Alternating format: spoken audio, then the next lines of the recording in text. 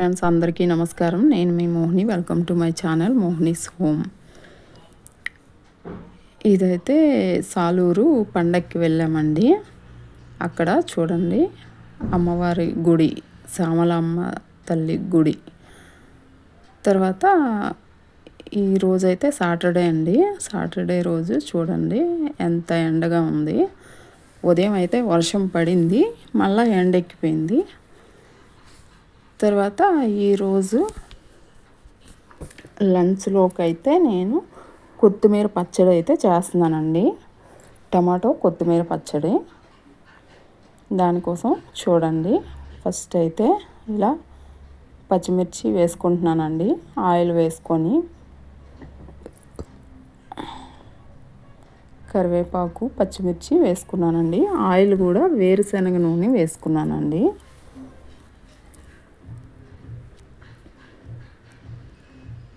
పచ్చిమిర్చి, కరివేపాకు వేసాక తర్వాత వెల్లుల్లిపాయలు వేసుకొని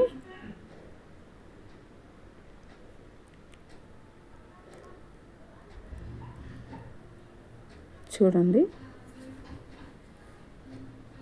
తర్వాత ఇలా కొత్తిమీరని శుభ్రంగా కడుక్కొని 2-3 సార్లు ఇలా ఫ్రై చేసుకోవాలండి. ఫస్ట్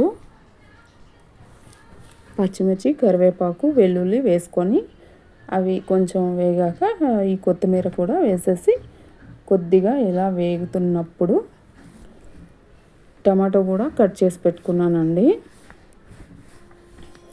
అవి కూడా ఇందులో వేసేసి చక్కగా కలిపేసుకోవాలి.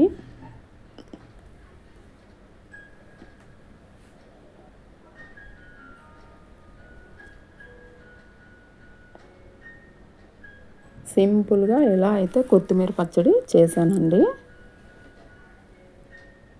ఒక 15 మినిట్స్ అలాగా మూత పెట్టేసి కుక్ చేసేస్తే చక్కగా మగ్గిపోతాయండి టమాటోలు. ఇంకా ఇలా అయ్యాక చక్కగా గ్యాస్ ఆఫ్ చేసుకొని ఫ్యాన్ కింద పెట్టేసుకున్నానండి. పూర్తిగా చల్లగా అయ్యాక మిక్సీ అయితే పట్టుకోవాలి. తర్వాత దానికి పోపు పెట్టడానికి పెట్టుకుంటున్నాను. చిన్న కడాయిలో ఆవాలు, జీలకర్ర, తర్వాత శనగపప్పు, మినపప్పు, ఎండుమిరపకాయలు, కరివేపాకు వేసుకొని అదే వేరుశనగ నూనెతోటి ఒక 3-4 స్పూన్లు వేసుకొని ఇలా తాలింపు అయితే పెట్టుకుంటున్నాను కొత్తిమీర పచ్చడికి. చూడండి చక్కగా ఇలా ఫ్రై చేసుకొని ఇది పూర్తిగా చల్లారిపోయాకే మిక్సీ పట్టుకోవాలండి.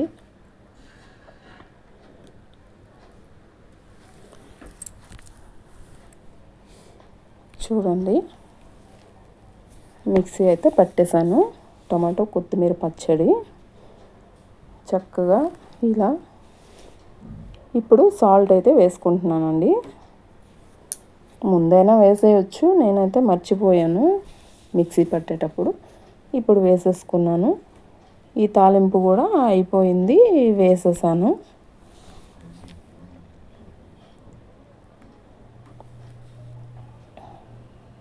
చక్కగా ఇలా కలిపేసుకొని టేస్ట్ అయితే చాలా బాగుందండి. సూపర్గా ఉంది. మీరు కూడా ట్రై చేసి చూడండి. ఈ విధంగా సింపుల్గా ఇలా చేసేసుకోవచ్చు. తర్వాత నేనైతే ఈవినింగ్ పిల్లలకి స్నాక్స్ కోసం ఇలా కొబ్బరి మిఠాయి అయితే చేస్తున్నానండి. ఫస్ట్ అయితే ప్యాన్లో నెయ్యి వేసుకున్నాను. ఒక 2 స్పూన్ల నెయ్యి వేసుకొని ఇలా కొబ్బరి ముక్కలను వేసుకొని బాగా ఫ్రై చేసుకుంటున్నాను నెయ్యిలో. మరీ డ్రైగా ఫ్రై చేయవసరం లేదు, కొద్దిగా ఫ్రై చేసుకొని తర్వాత అదే ప్యాన్లోకి పంచదార కూడా వేసేసుకోవాలండి. కొబ్బరి ముక్కలు కూడా ఇదే బౌల్తో తీసుకున్నానండి, ఒక బౌల్. అదే బౌల్తో పంచదార కూడా తీసుకుంటున్నాను, సేమ్ కొలతలు.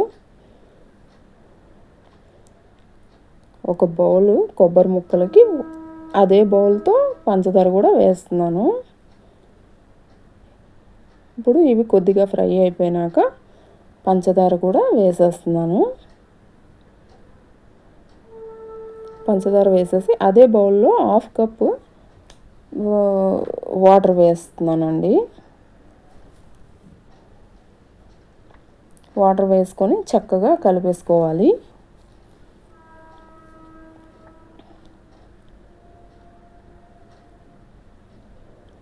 బాగా కలిపేసుకొని ఇంకా అలాగా బాయిల్ అవ్వనివ్వాలి. పంచదార బాగా కరిగిపోయి పాకం రావాలండి. చూడండి ఇలా ఉడకాలి. ఇప్పుడు ఒక 2 ఇలాచీ తీసుకొని దంచేసుకొని వేసేస్తున్నానండి. ఈ టైంలో ఇలా నురగలు వస్తున్న టైంలో ఇలాచీ అయితే వేసేస్తున్నాను. తర్వాత ఒక ఏ ప్లేట్లో అయితే మనం అది వేస్తామో ఆ ప్లేట్లో నెయ్యి వేసుకొని చక్కగా ప్లేట్ అంతా అప్లై చేసుకోవాలి.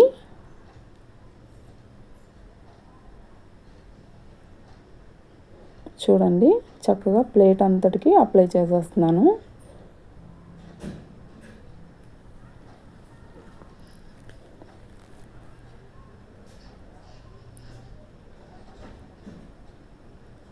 చూడండి బాగా మనకి కావలసిన పాకం అయితే వచ్చేసింది. ఇంకా స్టవ్ ఆఫ్ చేసుకొని ఈ ప్లేట్లో వేసేసుకోవడమే. చక్కగా ఇలా వేసేసుకొని కొబ్బరి ముక్కలు ప్లేట్ అంతటికి వచ్చేలాగా సర్దేసుకోవాలి.